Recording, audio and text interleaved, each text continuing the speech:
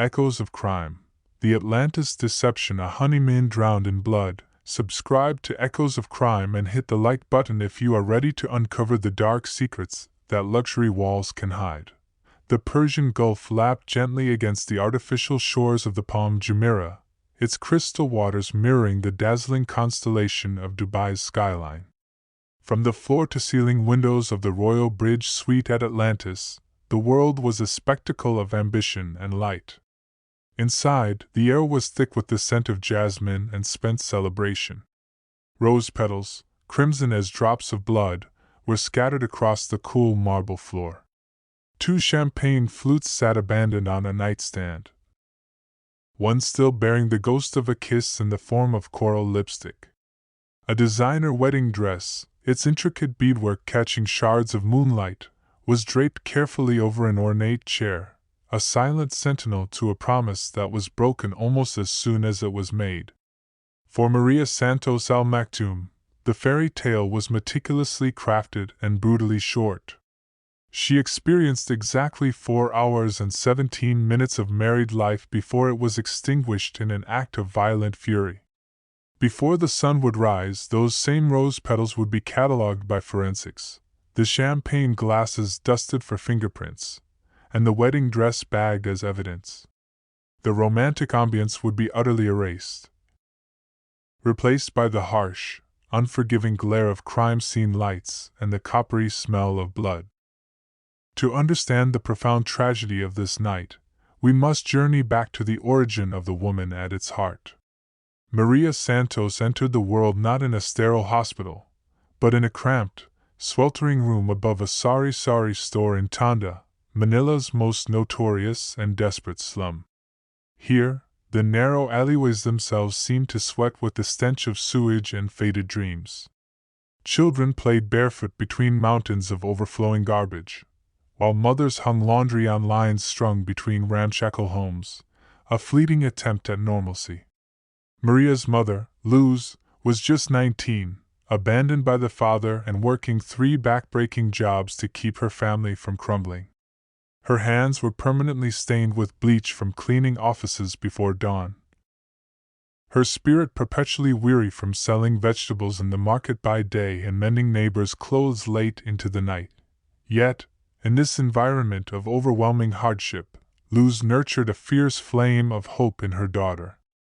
During evening prayers in their single room, she would whisper to Maria about her gentle hands and strong heart, assuring her that she was destined not just to escape, but to heal. Maria would close her eyes and transport herself into a future of crisp white uniforms, of walking through clean, quiet hospital corridors where people looked at her with gratitude, not pity. This dream became her armor.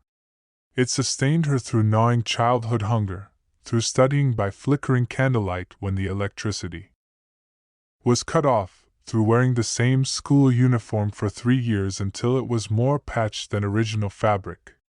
While other children in Tanda surrendered to their circumstances, dropping out to work in factories, Maria buried herself in textbooks borrowed from a makeshift library, her mind set on a single, impossible star, becoming a nurse.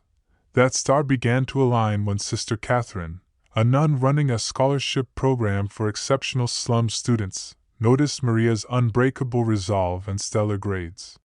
She became the key that unlocked a door firmly barred to children from Tanda, admission to the prestigious University of Santo Tomas. Maria's journey through university was a masterclass in quiet determination. While her classmates came from comfortable middle-class homes with maids and drivers, Maria cleaned their dormitories to pay for her books. While they socialized in air-conditioned coffee shops, she worked night shifts at a convenience store behind bulletproof glass. And while they complained about demanding professors, Maria stayed after every lecture, her insightful questions revealing not just a sharp intellect, but an intuitive understanding of patient care. She didn't just see symptoms, she saw suffering human beings.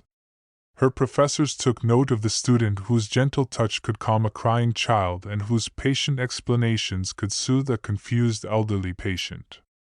Graduating summa cum laude was more than an achievement.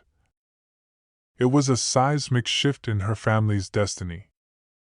Her first position at Manila General Hospital's cardiac unit was her promised land. She arrived early, stayed late, and volunteered for the most difficult cases. Patients requested her specifically, knowing that Nurse Santos would not only monitor their vitals with expert care but would also hold their hand during painful procedures and remember their grandchildren's names. It was this radiant dedication that caught the eye of Dr. Ricardo Mendoza, a respected 42-year-old cardiologist with graying temples and a reputation for kindness. During a complicated bypass surgery, where other nurses focused solely on the machinery, Maria anticipated Dr. Mendoza's every need and spoke in soothing tones to the unconscious patient. Their professional rapport soon spilled over into a mentorship, and then into something more. If you're captivated by this story of a rising star, don't forget to subscribe to Echoes of Crime for more deep dives into the cases that shocked the world. The darkest part of the story is yet to come. Their first coffee lasted 3 hours. He was a captivated listener as she shared her dreams of opening a clinic in Tonda. He seemed to be the perfect mentor, inviting her to conferences and offering career guidance. But the transition from mentorship to romance was a carefully laid trap. Promises quickly morphed into conditions. Dr. Mendoza began monitoring her schedule, questioning her interactions with male colleagues, and isolating her from friends, claiming they were jealous of her success. The control escalated from emotional to financial, as he convinced her to let him invest her salary, eventually taking complete control of her finances and giving her a meager allowance. The first physical slap came after she attended a colleague's birthday party without his explicit permission. The cycle of abuse began: explosive violence, followed by tearful apologies, expensive gifts, and hollow promises to change. Most insidiously, he refused to use protection, claiming it showed a lack of trust and commitment. Maria, trapped and manipulated, had no knowledge of Dr. Mendoza's other concurrent relationships, his reckless sexual behavior, or his refusal to get tested. The symptoms began subtly but ominously: a fatigue that sleep couldn't cure, a persistent cough, unexplained weight loss. As a nurse, Maria recognized the terrifying signs but clung to denial, attributing them to stress. When her professional instinct finally overrode her fear, she got tested at a different hospital, knowing Dr. Mendoza could access her records at Manila General. The result was a death sentence for the life she knew, HIV positive.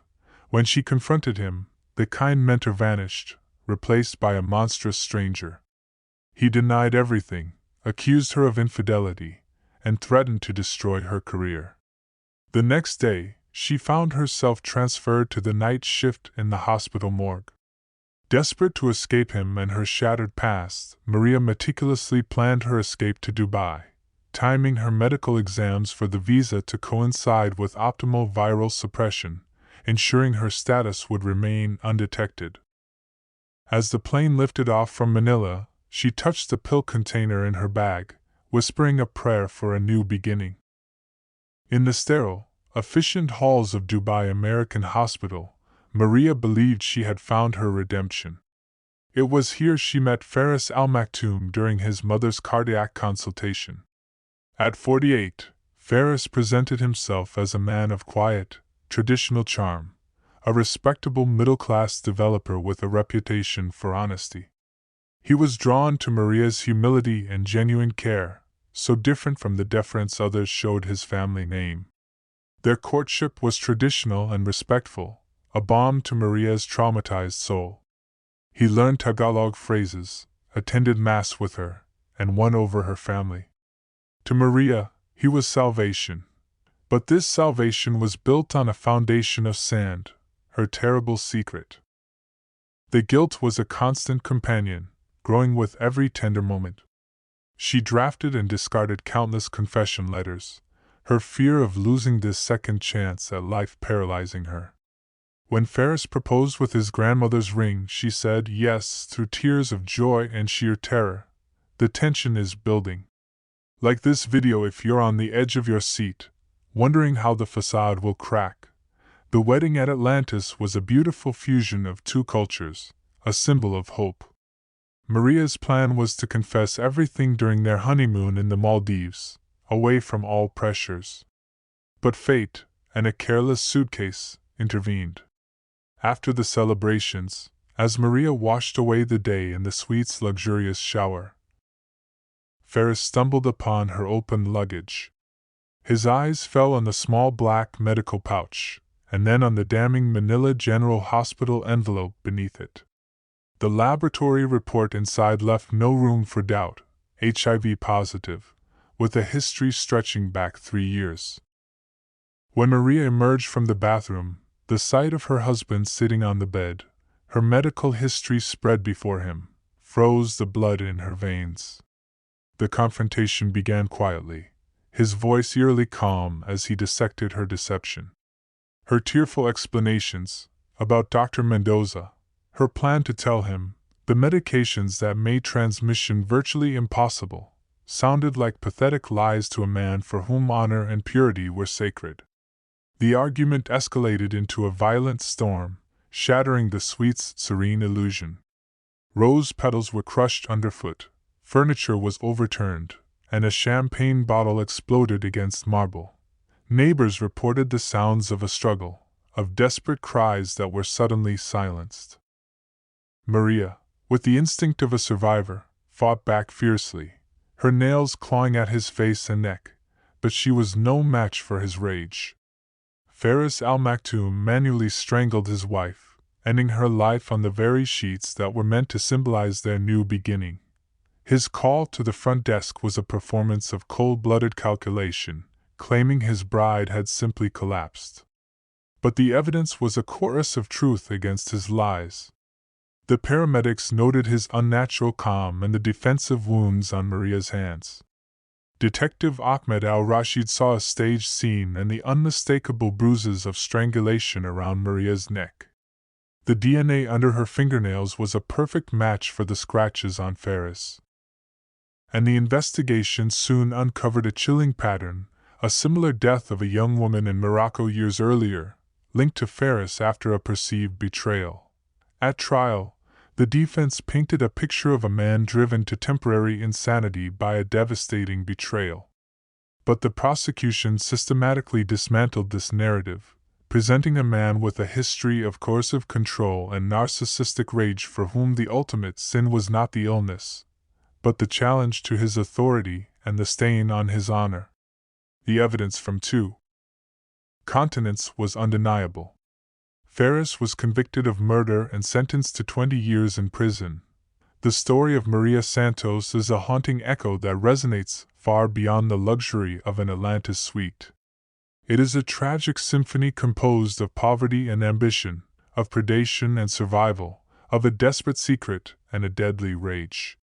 It reminds us that the most beautiful facades can hide the most terrible truths, and that the quest for a perfect life can sometimes lead to a perfectly constructed nightmare.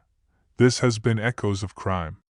If this story has moved you, please share your thoughts in the comments below, and subscribe for more journeys into the heart of true crime. Until next time, stay aware.